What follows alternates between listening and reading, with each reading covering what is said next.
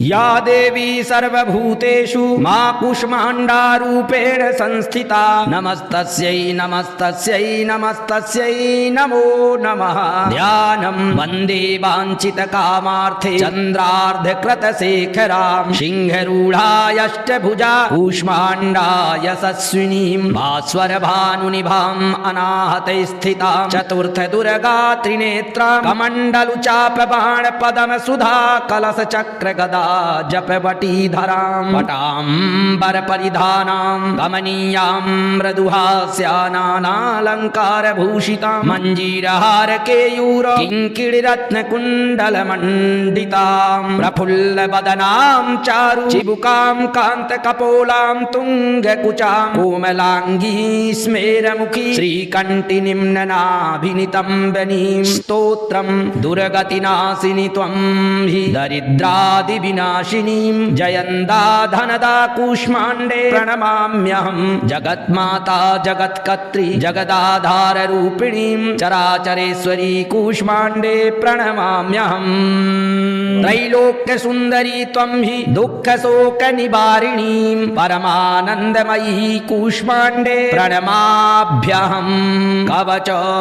हंसरै मे शिरपातु कूष्माण्डे भवनाशिनीं हसलकरीं नेत्रे च हसराओश्च ललाटकं कौमारी पातु सर्वगात्रे वाराही उत्तरे तथा पूर्वे पातु वैष्णवी इन्द्राणी दक्षिणे मम दिगे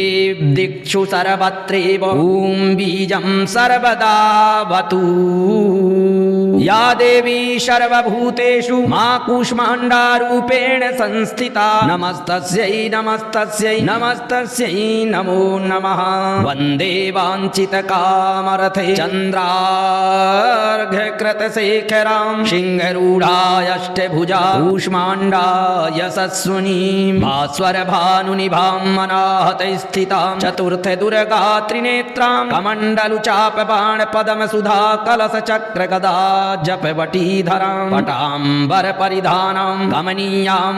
मृदुहास्या नानालङ्कारभूषितां मञ्जीरहारकेयूर किङ्किणिरत्नकुण्डलमण्डितां प्रफुल्लवदनां चारु चिबुकां कान्तकपोलां तुङ्गकुचां कोमलाङ्गी स्मेरमुखी श्रीकण्ठिनिम्ननाभिनितम्बनीं स्तोत्रं दुर्गतिनाशिनि त्वं हि दरिद्राहि विनाशिनीं जयन्दा धनदा कूष्माण्डे प्रणमाम्यहं जगन्माता जगत्कर्त्री जगदाधाररूपिणीं चराचरेश्वरी कूष्माण्डे प्रणमाम्यहं त्रैलोक्यसुन्दरी त्वं हि दुःखशोकनिवारिणीं परमानन्दमयी कूष्माण्डे प्रणमाभ्यहं कवच हंसरै मे शिरपातु कूष्माण्डे भवनाशिनीं हसल्करीं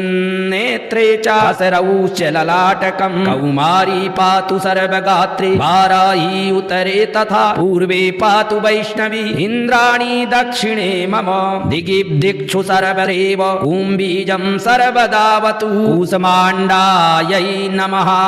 या देवी सर्वभूतेषु मा कूष्माण्डारूपेण संस्थिता नमस्तस्यै नमस्तस्यै नमस्तस्यै नमो नमः। ध्यानं वन्दे वाञ्छितकामार्थे चन्द्रार्धकृतशेखरां सिंहरूढायष्टभुजा कूष्माण्डाय यशस्विनीं भास्वरभानुनिभाम् अनाहते स्थितां चतुर्थदुर्गा त्रिनेत्रां कमण्डलुचापबाणपदमसुधा कलशचक्रगदा जपवटीधरां पटाम्बरपरिधानां कमनीयां मृदुहास्यानालङ्कारभूषितां मञ्जीरहारकेयूर किङ्किणिरत्नकुण्डलमण्डितां प्रफुल्लवदनां चारु चिबुकां कान्तकपोलां तुङ्गकुचां कोमलाङ्गी स्मेरमुखी श्रीकण्ठिनिम्ननाभिनितम्बनीं स्तोत्रं दुर्गतिनाशिनि त्वं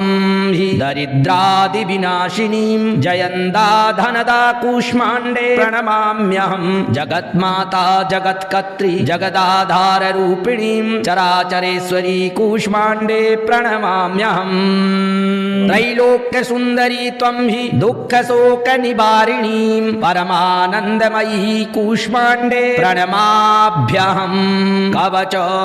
हंसरैमे शिर पातु कूष्माण्डे भवनाशिनीं हसलकरीं नेत्रे च हसराओश्च ललाटकम् कौमारी पातु सर्वगात्रे वाराही उत्तरे तथा पूर्वे पातु वैष्णवी इन्द्राणी दक्षिणे मम दिगे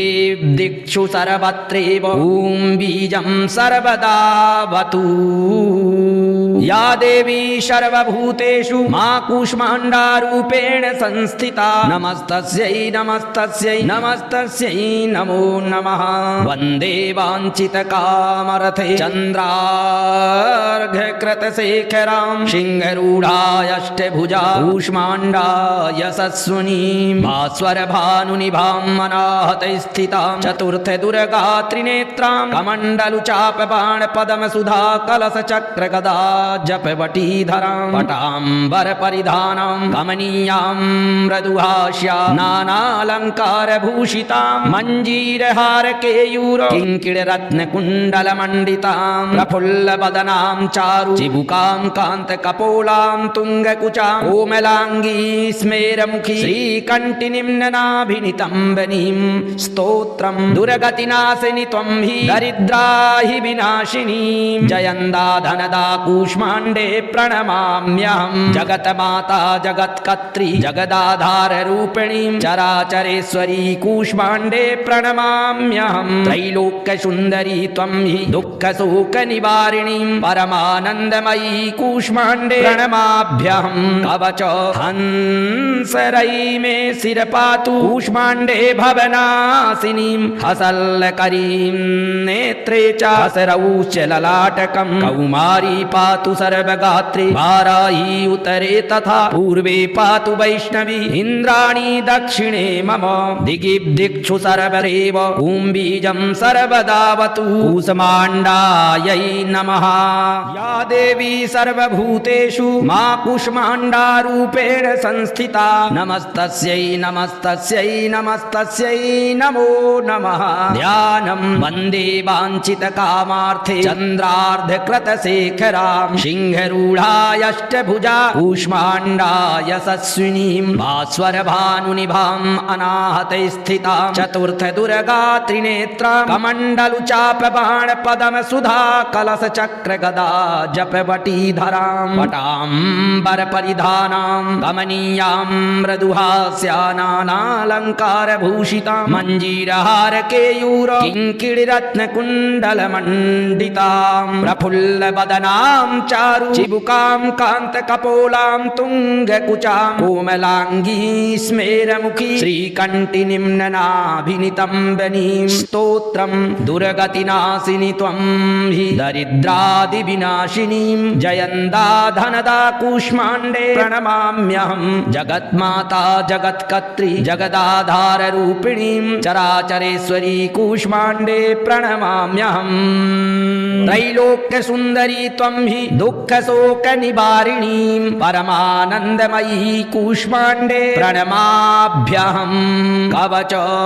हंसरैमे शिर पातु कूष्माण्डे भवनाशिनीं हसलकरीं नेत्रे च हसराओश्च ललाटकं कौमारी पातु सर्वगात्रे वाराही उत्तरे तथा पूर्वे पातु वैष्णवी इन्द्राणी दक्षिणे मम दिगे दिक्षु सर्वत्रैव ॐ बीजं सर्वदावतु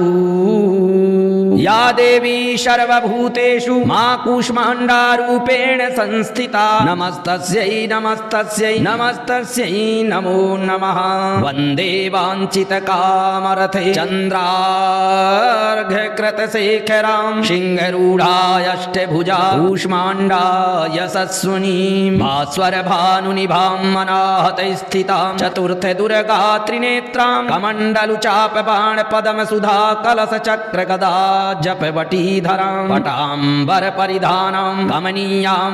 मृदुहास्या नानालङ्कारभूषितां मञ्जीरहारकेयूर किङ्किणरत्नकुण्डलमण्डितां प्रफुल्लवदनां चारु चिबुकां कान्तकपोलां तुङ्गकुचां कोमलाङ्गी स्मेरमुखी श्रीकण्ठिनिम्ननाभिनितम्बनीं स्तोत्रं दुर्गतिनाशिनि त्वं हि दरिद्रा हि विनाशिनीं जयन्दा धनदा कूष्माण्डे प्रणमाम्यहं जगन्माता जगत्कर्त्री जगदाधाररूपिणीं चराचरेश्वरी कूष्माण्डे प्रणमाम्यहं त्रैलोक्यसुन्दरी त्वं हि दुःखशोकनिवारिणीं परमानन्दमयी कूष्माण्डे प्रणमाभ्यहं कवच हंसरै मे शिरपातु कूष्माण्डे भवनाशिनीं हसल्करीं नेत्रे च हसरौ च ललाटकं कौमारी पातु सर्वगात्रे वाराही उतरे तथा पूर्वे पातु वैष्णवी इन्द्राणी दक्षिणे मम दिगिब्दिक्षु सर्वदेव ॐ बीजं सर्वदावतु कूष्माण्डायै नमः। या देवी सर्वभूतेषु मा कूष्माण्डारूपेण संस्थिता नमस्तस्यै नमस्तस्यै नमस्तस्यै नमो नमः। ध्यानं वन्दे वाञ्छितकामार्थे चन्द्रार्धकृतशेखरां सिंहरूढायष्टभुजा कूष्माण्डाय यशस्विनीं भास्वरभानुनिभाम् अनाहते स्थितां चतुर्थदुर्गा त्रिनेत्रां कमण्डलुचापबाणपदमसुधा कलशचक्रगदा जपवटीधरां पटाम्बरपरिधानां कमनीयां मृदुहास्यानालङ्कारभूषितां मञ्जीरहारकेयूर किङ्किणिरत्नकुण्डलमण्डितां प्रफुल्लवदनां चारु चिबुकां कान्तकपोलां तुङ्गकुचां कोमलाङ्गी स्मेरमुखी श्रीकण्ठिनिम्ननाभिनितम्बनीं स्तोत्रं दुर्गतिनाशिनि त्वं हि दरिद्रादिविनाशिनीं जयन्दा धनदा कूष्माण्डे प्रणमाम्यहं जगन्माता जगत्कर्त्री जगदाधाररूपिणीं चराचरेश्वरी कूष्माण्डे प्रणमाम्यहम् त्रैलोक्यसुन्दरी त्वं हि दुःखशोकनिवारिणीं परमानन्दमयी कूष्माण्डे प्रणमाभ्यहं कवच हंसरै मे शिरपातु कूष्माण्डे भवनाशिनीं हसलकरीं नेत्रे च हसराओश्च ललाटकं कौमारी पातु सर्वगात्रे वाराही उत्तरे तथा पूर्वे पातु वैष्णवी इन्द्राणी दक्षिणे मम दिगे दिक्षु सर्वत्रैव ॐ बीजं सर्वदावतु। या देवी सर्वभूतेषु मा कूष्माण्डारूपेण संस्थिता नमस्तस्यै नमस्तस्यै नमस्तस्यै नमो नमः। वन्दे वाञ्छितकामरथे चन्द्रार्घकृतशेखरां सिंहरूढायष्टभुजा कूष्माण्डाय यशस्विनीं भास्वरभानुनिभाम् अनाहते स्थितां चतुर्थदुर्गा त्रिनेत्रां कमण्डलुचापबाणपदमसुधा कलशचक्रगदा जपवटीधरां पटाम्बरपरिधानां कमनीयां मृदुहास्या नानालङ्कारभूषितां मञ्जीरहारकेयूर किङ्किणरत्नकुण्डलमण्डितां प्रफुल्लवदनां चारु चिबुकां कान्तकपोलां तुङ्गकुचां कोमलाङ्गी स्मेरमुखी श्रीकण्ठिनिम्ननाभिनितम्बनीं स्तोत्रं दुर्गतिनाशिनि त्वं हि दरिद्रा हि विनाशिनीं जयन्दा धनदा कूष्माण्डे प्रणमाम्यहं जगन्माता जगत्कर्त्री जगदाधाररूपिणीं चराचरेश्वरी कूष्माण्डे प्रणमाम्यहं त्रैलोक्यसुन्दरी त्वं हि दुःखशोकनिवारिणीं परमानन्दमयी कूष्माण्डे प्रणमाभ्यहं कवच हंसरै मे शिरपातु कूष्माण्डे भवनाशिनीं हसल्करीं नेत्रे च हसरौ च ललाटकं कौमारी पातु सर्वगात्रे वाराही उतरे तथा पूर्वे पातु वैष्णवी इन्द्राणी दक्षिणे मम दिगिब्दिक्षु सर्वदेव कुम्बीजं सर्वदावतु कूष्माण्डायै नमः। या देवी सर्वभूतेषु मा कूष्माण्डारूपेण संस्थिता नमस्तस्यै नमस्तस्यै नमस्तस्यै नमो नमः। ध्यानं वन्दे वाञ्छितकामार्थे चन्द्रार्धकृतशेखरां सिंहरूढायष्टभुजा कूष्माण्डाय यशस्विनीं भास्वरभानुनिभाम् अनाहते स्थितां चतुर्थदुर्गा त्रिनेत्रां कमण्डलुचापबाणपदमसुधा कलशचक्रगदा जपवटीधरां वटाम्बरपरिधानां कमनीयां मृदुहास्यानालङ्कारभूषितां मञ्जीरहारकेयूर किङ्किणिरत्नकुण्डलमण्डितां प्रफुल्लवदनां चारु चिबुकां कान्तकपोलां तुङ्गकुचां कोमलाङ्गी स्मेरमुखी श्रीकण्ठिनिम्ननाभिनितम्बनीं स्तोत्रं दुर्गतिनाशिनि त्वं हि दरिद्रादिविनाशिनीं जयन्दा धनदा कूष्माण्डे प्रणमाम्यहं जगन्माता जगत्कर्त्री जगदाधाररूपिणीं चराचरेश्वरी कूष्माण्डे प्रणमाम्यहम् त्रैलोक्यसुन्दरी त्वं हि दुःखशोकनिवारिणीं परमानन्दमयी कूष्माण्डे प्रणमाभ्यहम् कवच हंसरै मे शिर पातु कूष्माण्डे भवनाशिनीं हसलकरीं नेत्रे च हसराओश्च ललाटकं कौमारी पातु सर्वगात्रे वाराही उत्तरे तथा पूर्वे पातु वैष्णवी इन्द्राणी दक्षिणे मम दिगे दिक्षु सर्वत्रैव ॐ बीजं सर्वदावतु। या देवी सर्वभूतेषु मा कूष्माण्डारूपेण संस्थिता नमस्तस्यै नमस्तस्यै नमस्तस्यै नमो नमः। वन्दे वाञ्छितकामर्थे चन्द्रार्घकृतशेखरां सिंहरूढायष्टभुजा कूष्माण्डा यशस्विनीं भास्वरभानुनिभाम् अनाहते स्थितां चतुर्थदुर्गा त्रिनेत्रां कमण्डलुचापबाणपदमसुधा कलशचक्रगदा जपवटीधरां वटाम्बरपरिधानां कमनीयां मृदुहास्या नानालङ्कारभूषितां मञ्जीरहारकेयूर किङ्किणिरत्नकुण्डलमण्डितां प्रफुल्लवदनां चारु चिबुकां कान्तकपोलां तुङ्गकुचां कोमलाङ्गी स्मेरमुखी श्रीकण्ठिनिम्ननाभिनितम्बनीं स्तोत्रं दुर्गतिनाशिनि त्वं हि दरिद्राहि विनाशिनीं जयन्दा धनदा कूष्माण्डे प्रणमाम्यहं जगन्माता जगत्कर्त्री जगदाधाररूपिणीं चराचरेश्वरी कूष्माण्डे प्रणमाम्यहं त्रैलोक्यसुन्दरी त्वं हि दुःखशोकनिवारिणीं परमानन्दमयी कूष्माण्डे प्रणमाभ्यहं कवच हंसरै मे शिर पातु कूष्माण्डे भवनाशिनीं हसल्करीं